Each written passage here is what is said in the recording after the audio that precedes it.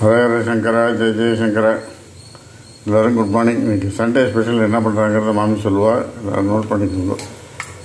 Nothing special. Beetroot rice பண்ணுறேன், தயிர் சாதம் பண்ணுறேன். பீட்ரூட் ரைஸும் தயிர் சாதமும் தொட்டுக்கிறதுக்கு இந்த கொண்டக்கடலை வேக வச்சு வச்சுருக்கேன். இதை சுண்டல் பண்ண போகிறேன். இந்த கொண்டக்கடலையை வேக வச்சு எடுத்து வச்சுருக்கேன் சாத்தோட. இதை சுண்டல் வந்து தொட்டுக்கிறதுக்கு பண்ண போகிறேன். தயிர் சாதத்துக்கு தொட்டுக்க என்ன பண்ண போகிறேன் அவ்வளோதான்.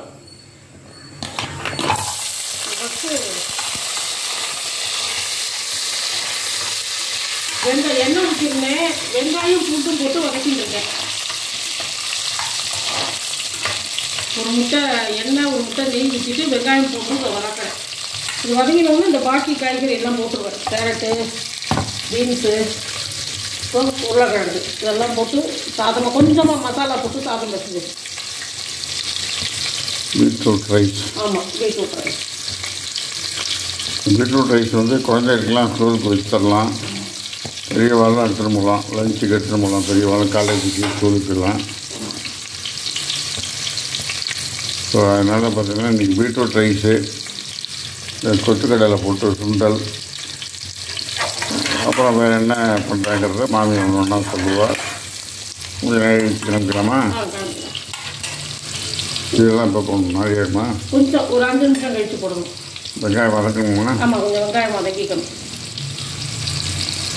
இந்த பாக்கி காய்கறி எல்லாத்தையும் போட்டுடுறேன். பீட்ரூட், கேரட்டு, பீன்ஸு, பச்சை பட்டாணி வேக வச்சு வச்சுருக்கேன். அப்புறம் போடுவேன் உருளைக்கிழங்கு. கொஞ்சம் நல்லா வதங்கினதுக்கப்புறம் தண்ணி ஊற்றிட்டு அரிசி கலந்து போடுவேன்.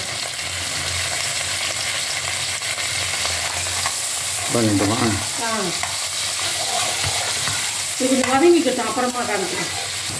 பச்சை பட்டாணி கடையில் வாங்கி வந்து ஊற வச்சு செஞ்சேன். அதனால் சாத்தோடு வச்சுட்டேன். அதையும் இதில் போட்டுட்டேன். போட்டு இதுக்கு தேவையான உப்பு, இந்த பீட்ரூட் சாதத்துக்கு தேவையான அளவு உப்பு,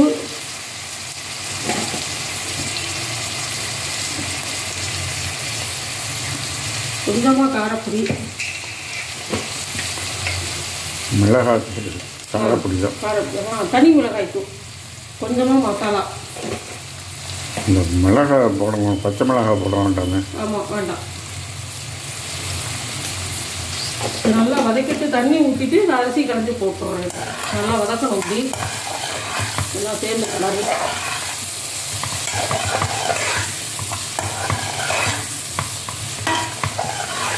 இப்போ இந்த பட்டாணி வேக வச்ச தண்ணி இருந்தது, அது 1 டம்ளர் ஊற்றிட்டேன். 1 டம்ளர் பண்ண போகிறேன். அதுக்கு 2 டம்ளர் தண்ணி கரெக்டாக இருக்கும். 2 டம்ளர் தண்ணி ஊற்றியாச்சு. இனிமேல் கொதி வந்தோம்னா அரிசி கலந்து போட வேண்டியதான். இது தண்ணி கொதிக்க ஆரம்பிச்சுட்டு பீட்ரூட் ரைஸ்க்கு அரிசி கலந்து ஊற்றிட்டே 1 டம்ளர், 2 டம்ளர் தண்ணி ஊற்றிட்டே 1 டம்ளர்.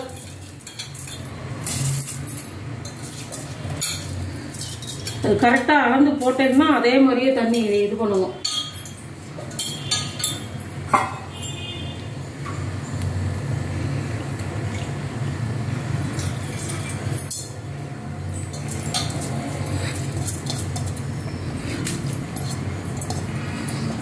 நான் காய்கறி வேறு ஜலம் விட்டுக்கும் கொஞ்சம், அதனால் நல்லா கலந்துட்டு குக்கர் மூடியை வச்சு மூட வேண்டியதான். நல்லா ஒரு தடவை இழுத்து கலரணும். அவ்வளோதான். சிம்பிள் சமையல் தான்.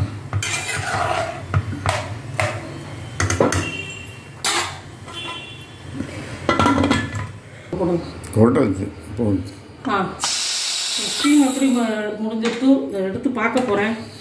பீட்ரூட் ரைஸு இந்த பாருங்க. தண்ணி கரெக்டாக ஊற்றினா இந்த மாதிரி ஒத்தையாக வரும். இது கொஞ்சம் கிட்ட காமிக்கும் நேரம் இருக்குது. இந்த பாருங்க.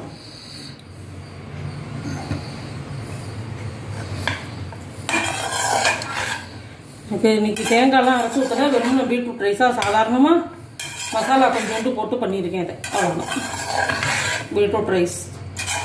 அப்புறம் வந்து கொண்டக்கடலை சுண்டல். அது எப்படி பண்ணேன்னா, இந்த கொத்தமல்லி கத்திரிக்காய் கறிக்கு பொடி பண்ணி வச்சுப்போமேனும், கொத்தமல்லி, கடலைப்பருப்பு, மிளகா வத்தல் அதை போட்டு கடுகு உளுத்தம் பருப்பு தாளித்து உப்பு போட்டு அதை வச்சுட்டேன். இது மாதிரி தயிர் பச்சடி இந்த பீட்ரூட் ரைஸ்க்கு தயிர் சாதத்துக்கு தான் இந்த கொண்டக்கடலை சுண்டல் காரப்பொடி போட்டு பண்ணி வச்சுருக்கேன், வதக்கி வச்சுருக்கேன். இதான் இன்றைக்கும் சிம்பிளான சமையல் தான். நீங்களாம் செஞ்சு பார்த்துட்டு எனக்கு ஃபீட்பேக் சொல்லுங்க, கமெண்ட் சொல்லுங்க. இந்த மாதிரி வாரத்துக்கு ஒரு தடவை கலவை சாதமாக 2 தடவை சாப்பிட்டோம்னா ஆமாம், சும்மா புளியை கரைச்சி நம்ம செய்ய வேண்டாம். இந்த குழம்பு ரசம் இருக்கிறாம இந்த மாதிரி கலவை சாதம் ஒரு நாளைக்கு இந்த மாதிரி எல்லா காயும் போட்டு, ஒரு நாளைக்கு வந்து பார்த்தீங்கன்னாக்கா எலுமிச்சம்பழ சாதம், தேங்காய் சாதம் இந்த மாதிரி பண்ணலாம். ஒரு நாளைக்கு அவியல், சாம்பார் இந்த மாதிரி பண்ணலாம். அடை அவியல் பண்ணலாம். ஸோ இந்த மாதிரி எல்லாம் டிஃப்ரெண்ட்டாக ஒரு நாளைக்கு ஒரு மாதிரி பண்ணி கொடுத்தா குழந்தைகள் நல்லா சாப்பிடுவா. ஆற்றுல இருக்கிற ஆற்றுக்காரவா பெரியவாளும் நல்லா சாப்பிடுவா. ஸோ இந்த மாதிரி செய்யணும். நல்லது. எல்லா காய்கறியும் வேஸ்ட் பண்ணாமல் போட்டு காய்கறி போட்டு சாதம் கிளறிட்டோம்னா ஹெல்த்துக்கு நல்லது. எல்லாம் சாப்பிடுவா, ஈஸியாக சாப்பிடுவா. எல்லா கறியாகவும் சேர்றது உடம்புக்கு. அதனால் இந்த மாதிரி செய்யுங்கோ, எல்லாம் செஞ்சு பாருங்க. செஞ்சு பார்த்துட்டு ஏதாவது டவுட் இருந்தால் மாமிட்ட கமெண்ட்டில் கேளுங்கோ. எல்லோரும் லைக் பண்ணுங்கள், ஷேர் பண்ணுங்கள், சப்ஸ்கிரைப் பண்ணுங்கள் விடாமல். ஸோ இன்றைக்கி மெனு இதெல்லாம் மாமி சொல்லியிருக்கா. So thank you very much. பாய்.